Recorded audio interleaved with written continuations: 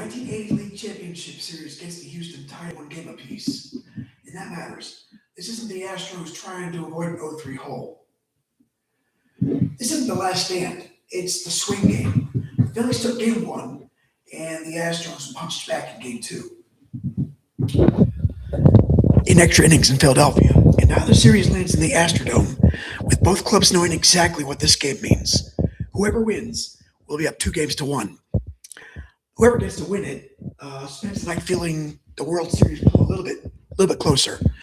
And then instead of fireworks, we get one of the quietest games, one of the quietest pressure cookers you'll ever see. 10 innings, no runs. Joe Niekro keeps bending, but never breaking. Larry Christensen is sharp. The Phillies keep threatening just enough to be dangerous, and the Astros keep getting men aboard just enough to feel haunted. In the bottom of the 11th, Joe Morgan triples. The Phillies start handing out intentional walks, and the moment falls to Denny Walling. Not Mike Schmidt, and not Pete Rose, not one of the Giants. Denny Walling, one fly ball to left field. Rafael Landestoy tags up, and the Astrodome exhales.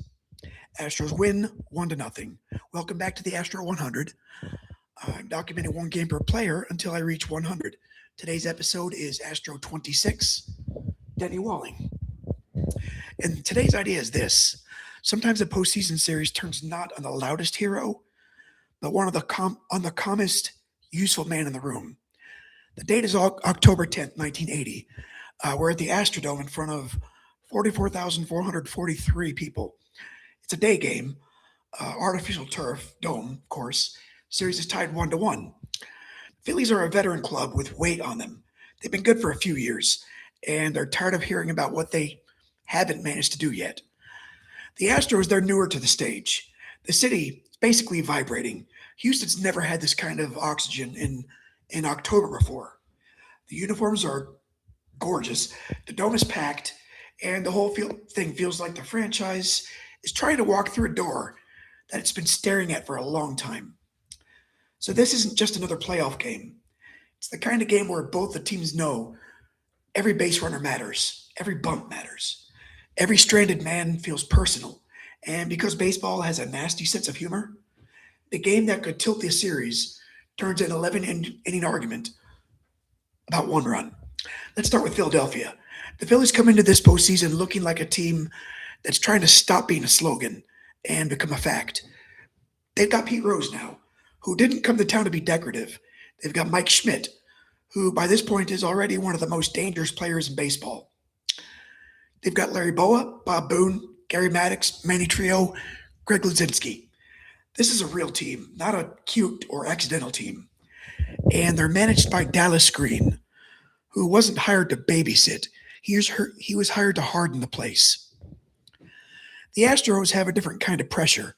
Houston doesn't have the Phillies' long history, but that almost makes the feeling stranger. There's no old championship banner to lean on. It's just a franchise, big crowd, and the sense that something serious might be happening for the first time.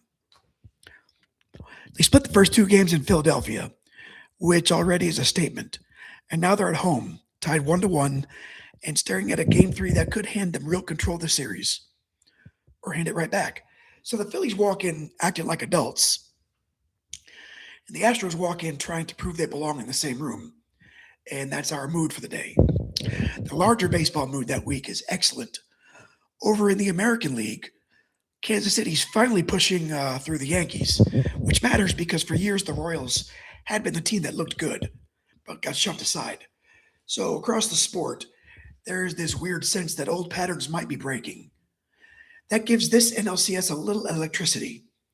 The Phillies are also trying to outrun history, while the Astros try to make some. So even though this is just Game 3, it feels bigger than that. It feels like baseball in October 1980 is resorting itself.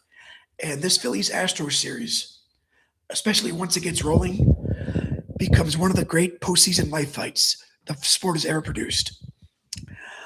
The Phillies are led by Dallas Green, one of the great no-nonsense baseball men.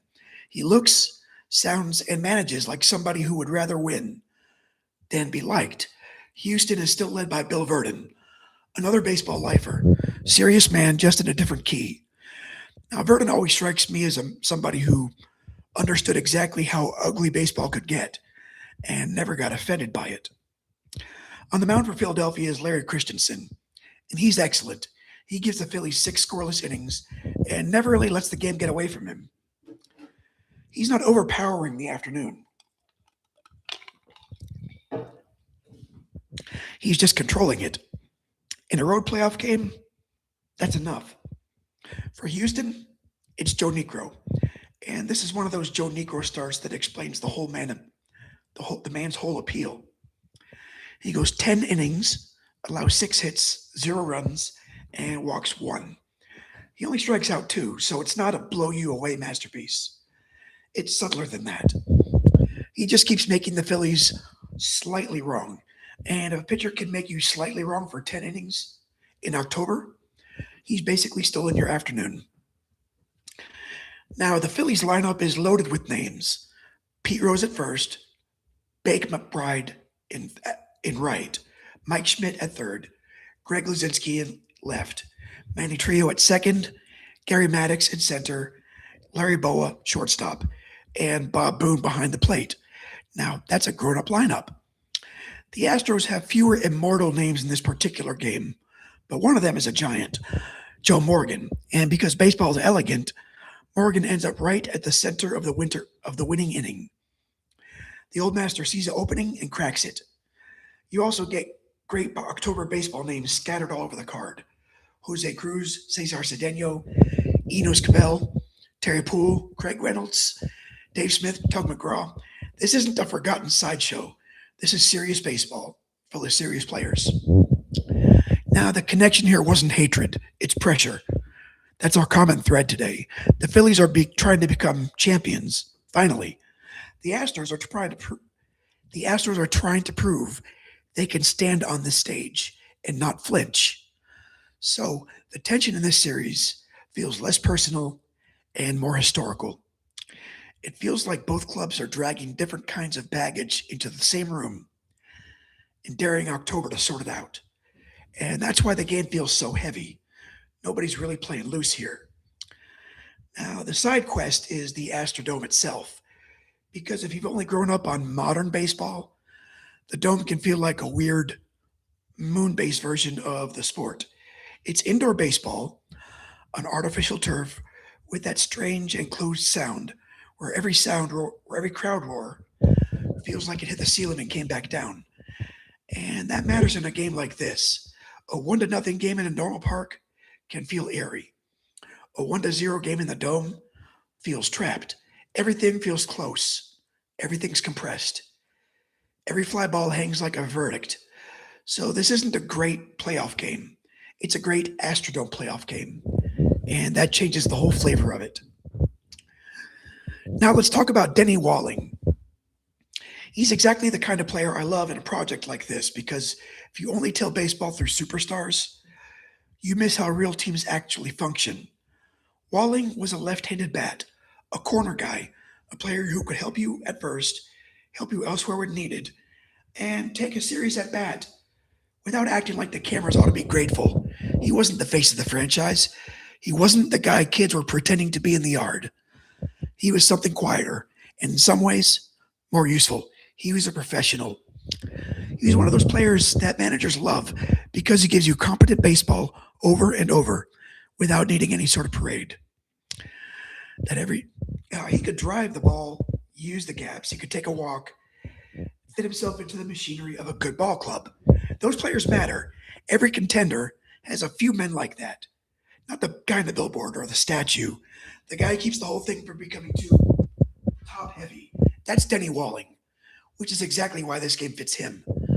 Now, this game is a perfect Denny Walling game because it reduces baseball to one small, hard job. Not a montage or a legend, just one job. In the 11th inning, Joe Morgan triples. Rafael Landis runs for him. Then the Phillies intentionally walk Jose Cruz and Art Howe after he bats for Dave Bergman. They're trying to control the inning by force. They're loading the bases and saying essentially, fine, let somebody else beat us. And that somebody else was Denny Walling. Now that's pressure, but it's also respect. Philadelphia is trying to shape the geometry of the inning. Walling is the next hinge. What does he do? He doesn't panic or overswing, and he doesn't try to hit the ball 600 feet. He lifts the ball to left field deep enough to score the run. Ball game. That's the kind of moment that sticks to a player. Not because it turns him into some sort of mythic figure, but because it confirms what we knew all along. Useful men become unforgettable when the season gets small. Now, the game begins by letting both clubs know there's going to be chances. Top of the first, Pete Rose strikes out, and Bake McBride flies out. Then Mike Schmidt singles and steals second. But Joe Negro gets out of it. Houston survives that first little flicker. Bottom of the first, Terry Poole doubles. Enos Cabell moves him over, and Joe Morgan walks. Then Jose Cruz hits into a double play. And that's a brutal early missed chance. The first big reminder of the afternoon. This game is going to make people pay for half-finished rallies. Top of the third, the Phillies threaten again. Rose singles, McBride singles, and Schmidt pulls the ball in play. Houston cuts Rose down to the plate, which is a massive escape. No score. Bottom of the fourth, Houston gets Cruz to third after a triple. The Astros still can't get him home. Another chance, another lock clicking shut. We get to the sixth inning. Houston puts more pressure on. Cabell reaches. Joe Morgan starts stirring shit up. Cruz is intentionally walked, and then Cesar Cedeno grounds into a double play. And that one hurts. That's one of the biggest missed shots in the whole game. In the bottom of the seventh, Walling leads off with a line out. Pujols walks, and Reynolds gets a bunt down. Still nothing. Bottom of the eighth, Poole singles, and Cabell gets a sacrifice down. Another man in scoring position. Another zero. And that's what makes the game so tense. It's not dead. It's alive the whole time. It's just alive in a mean way. Not a way we're used to these days with this pitching staff. But I digress.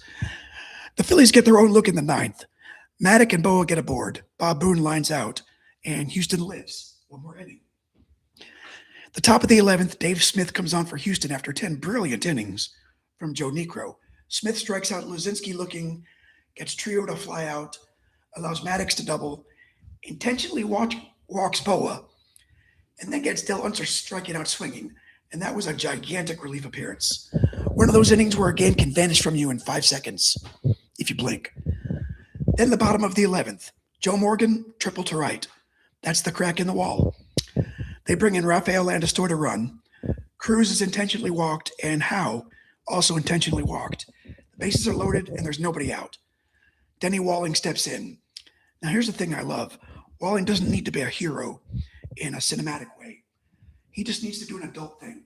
He needs to put the ball in the air. Don't try to be too clever. Don't try to hit the roof. He flies out to left. Landestor scores. Astros win 1-0, 11 innings. 6 hits for Houston, 7 for the Phillies. No errors, 1 run. That's not a box score. That's a blood pressure reading. Somebody tells me baseball's boring. This is one of the games I'd hand him, because if you need constant movement to stay awake, then yes, this game looks like nothing happened. But if you understand tension, then everything happened. Every base runner mattered. Every intentional walk changed the room. And every failed chance became part of the plot. Every time an inning that passed without a run made the at-bat heavier, and that's the beauty of baseball at this level. It can take one ordinary thing, a fly ball to left, and make it feel seismic. This game could absolutely create a baseball fan because it teaches the sport's favorite lesson. The score can stay tiny while the feeling gets enormous. Now for Houston, this is relief first, celebration second. The Astros aren't acting like they've won the pennant because they haven't. But they have taken a 2-1 series lead in a brutal NLCS. And they did it behind 10 scoreless innings from Joe Negro, a gutsy bridge from Dave Smith, and a sacrifice fly from Denny Walling. That's a room full of exhausted men trying not to smile too early. For Philadelphia, this is frustration, not panic. Their pitching was good enough to win. Their hitters had chances, and they're not buried. But they absolutely know they let Houston get the lead here. So the press room mood is basically this. Houston's breathing, Philadelphia's annoyed, and everybody knows Game 4 is going to be huge. Now, this is where the game gets a little bit sadder for Houston, and in a way more meaningful way, because this win doesn't just merely keep the Astros alive. It puts them ahead. After Walling's sac fly, Houston leads the series 2-1. Then they never get that third win. The Phillies win game 4, 10 innings. Then they win 5 in 10 innings. So the first 4 games of the series split evenly, and the last 4 games of the series all went to extra innings, with the last 2 going Philadelphia's way by the thinnest margins. Then the Phillies go on to beat the Royals in the World Series, winning the first championship in their franchise history. So for Philadelphia, Game 3 becomes part of the struggle that they survived on the way to finally doing the thing. For Houston, it becomes one of those beautiful, painful memories. The moment they were briefly ahead in one of the greatest postseason series ever played. Sometimes the hardest baseball memory isn't the one where you got crushed. It's the one where you really, truly had it in your hands. Now, Walling's life after this game keeps following the same basic pattern that defines him here. Steadily useful. He remains the kind of player that serious teams value, maybe a little bit more than the broad baseball public does. He keeps hitting and keeps helping. He's one of those left-handed professional bats that you're always glad to have around. And that matters because when people remember old teams, they tend to remember the Titans, the franchise players, Hall of Famers, the MVP level force. But real teams are built out of more than that. They're also built out of Denny Wallings. Players who can handle a role and don't get weird in big spots. Players who can turn a season-changing inning into one calm fly ball. And that's why he belongs in this project. Not because he towered over the era, but because for one enormous afternoon in October, he was exactly the right player for exactly the right moment. Next time we head over to the Warrior 100 for George Dempsey. January 15th, 1955. Different sport, same rhythm, same mission. Find the player, find the game, figure out why it matters. In the meantime, this has been Astro 26, Denny Walling, one of the tightest 1-0 postseason games that you'll ever see. A game where Joe Niekro was masterful, where the Phillies and Astros spent 11 innings trying to outlast each other by inches. In a game where Joe Morgan split the inning open. And it finally landed in the hands of Denny Walling, who didn't need to do anything flashy. He just needed to do his job. And in October, sometimes the job is everything. Well, thanks for watching. Now I'll see you next time.